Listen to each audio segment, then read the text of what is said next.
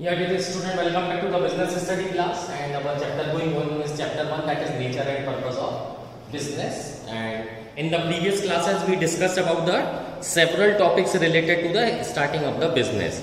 Clear? So I am having a quick revision of that time. So I started this chapter with the history of trade and commerce.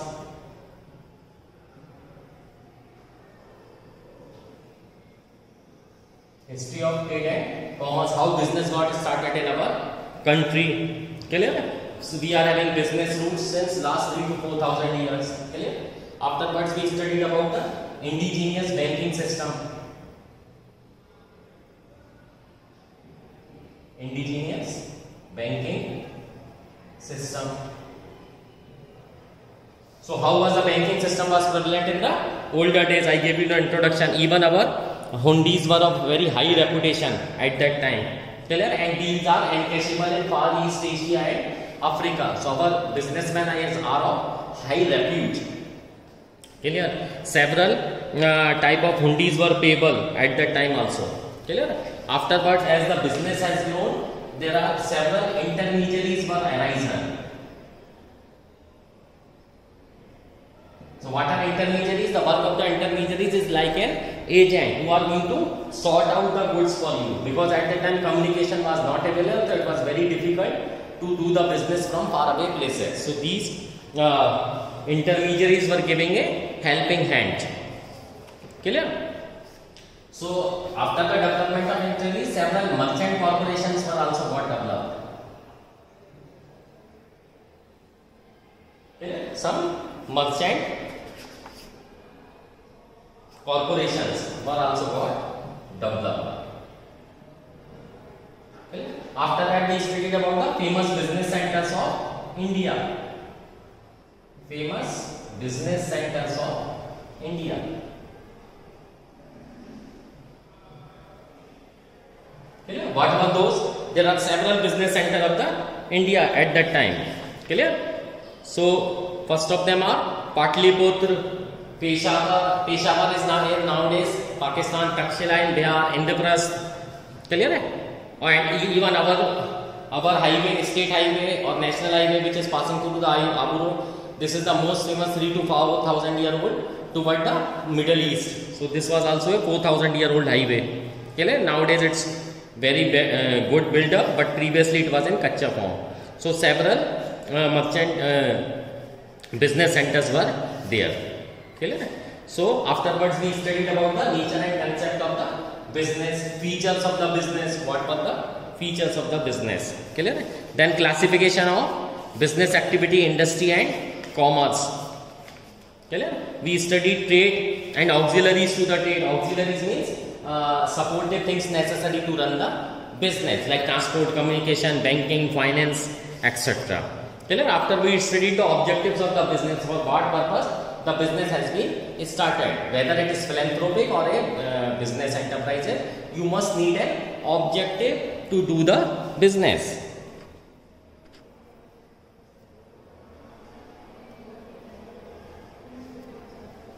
Clear? Now today we are going to study about the starting a business and basic factors to be considered. So what are the factors that needs to be considered while starting a business? So in a cutthroat competition nowadays it is very difficult to do the business. Clear, student? As you are having business in your family, ask to your fathers when they have started. It was very easy for them. Clear? Because cost was not a problem at that time. But nowadays starting the business is a very major concern, because several factors are required to be considered. Though we are in the developing stage, but at the same time several factors needs to be considered, like the location of the enterprises, availability of the raw material, clear, plant layout, the possible numbers of the customer you are going to attract, because nowadays it's a cutthroat competition. Everybody is doing the basic thing. What extra you are doing in order to attract the customer, that thing is going to matter a lot. So we are going to study some of the basic factors which must be considered by anybody who is to start the business are as follows. So first is selection of line of business.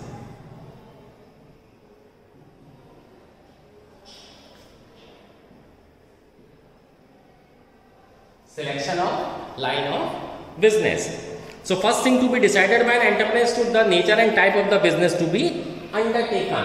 Clear? So whether you want to go for the sole proprietorship, you want to do the alone business, you want to do the business by making a partner and partnership, you want to open a company. Clear? Industrial. So what is the possibility of the greater amount of profits? The decision will be influenced by the customer requirement in the market and also the kind of technical knowledge and interest of the entrepreneur as by producing a particular project. So line of the business means whether you want to go for the production, whether you want to be a manufacturer or you want to be in service industry, you want to provide some services, clear? Or you want to be a producer.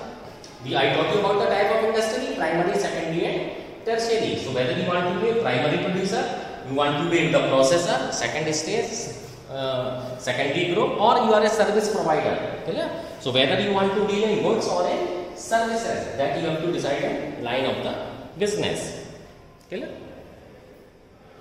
Second is size of the firm.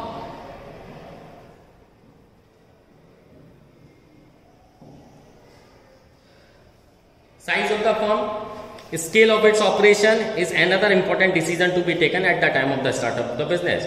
Some factors favors a large size, the other is to restrict the scale of operation. Whether you want to start a business in a smaller portion or at a bigger level. For example, starting a grocery shop and starting a departmental store or a super store. Both are different things because the level of the operation, size of the firm is totally different. One requires the lesser capital and another requires the very big amount of capital, though both are operating in the same type of business. So size of the firm has to be also decided. If the entrepreneur is confident that the demand for the proposed product likely to be good over time and he can arrange the necessary capital, he should start the operation at larger scale, otherwise at a smaller scale. Okay? Third is choice of form of ownership.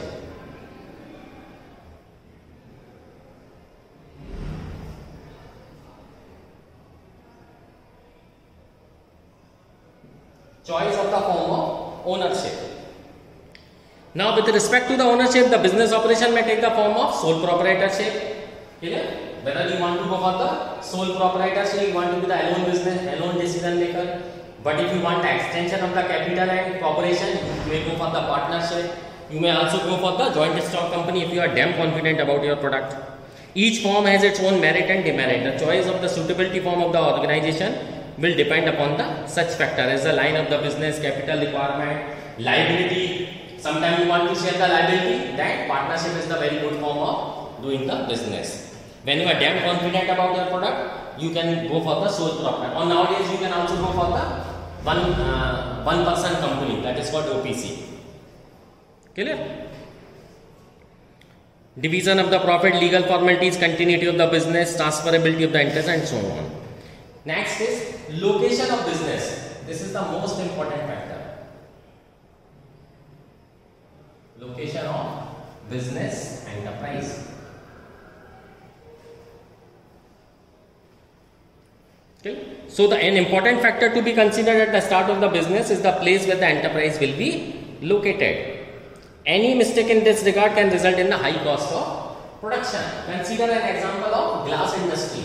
If you want to make a glass industry, the basic raw material required is the silicate, and Rajasthan is having plenty of silicate, sand is available.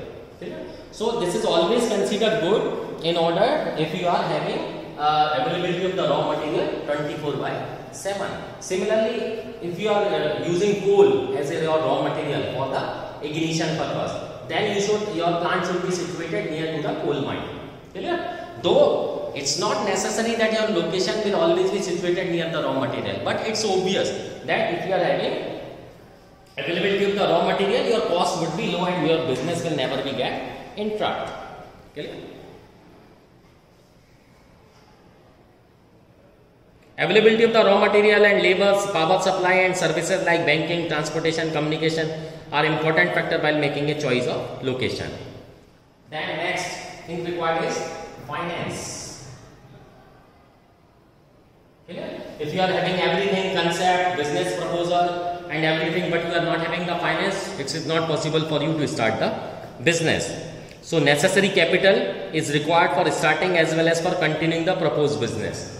So for that purpose we are in need of two type of capital, fixed capital and working capital. Fixed capital required to buy the fixed asset, while working capital is required to maintain day-to-day business. Physical facilities.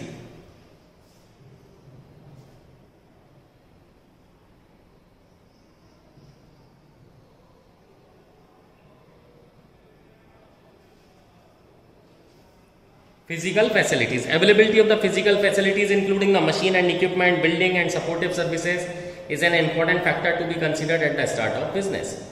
The decision relating to this factor will depend upon the nature and size of the business. Availability of the funds and process of production. Physical, like availability of the man, material and machine, that needs to be considered at the time of starting of the business.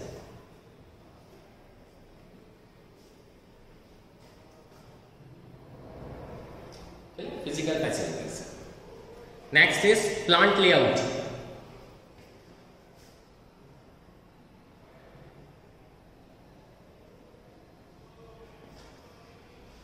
Plant layout. Once the requirement of the physical facility has been determined, the entrepreneur should draw a layout plan showing the arrangement of these facilities. Layout means the physical arrangement of the machine and equipment needed to manufacture a product. Okay? For example, if you are running a power generation plant, then from where the coal will come and where they will dump your raw material. Okay? That is why you will see a big cement industry or a big thermal power plant will have their own railway line. Why? Just to have, because they have to buy the raw material in bulk quantity as well as they have to transfer the finished product in the bulk quantity. So they always have a good plant layout. Clear? Next is competent and committed workforce.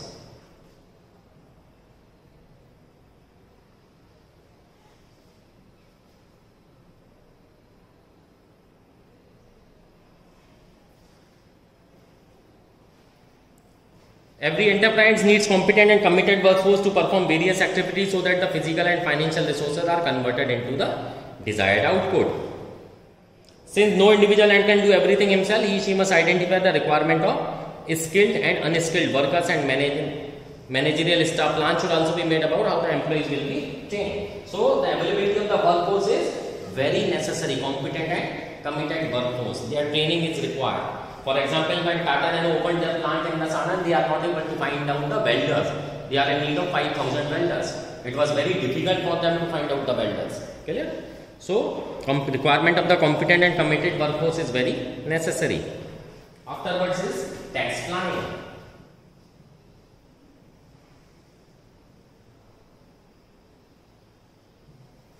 Clear? Tax planning is also very necessary in our country, because in our country what we have is progressive rate of taxation,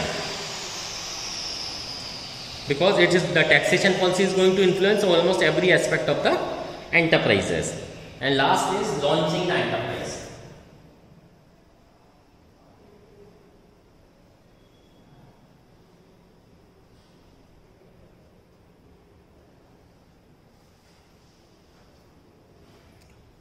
After the decision relating to above mentioned factors have been taken, the entrepreneurs can go ahead with actual launching of the enterprise, which would means mobilizing various resources, fulfilling necessary legal formalities. Okay, when all these things have been decided, it is always good to launch the enterprise. Okay? So I hope these factors will be clear to you. Kindly go through it. For any doubt, you can message me. Thank you. Thanks for joining.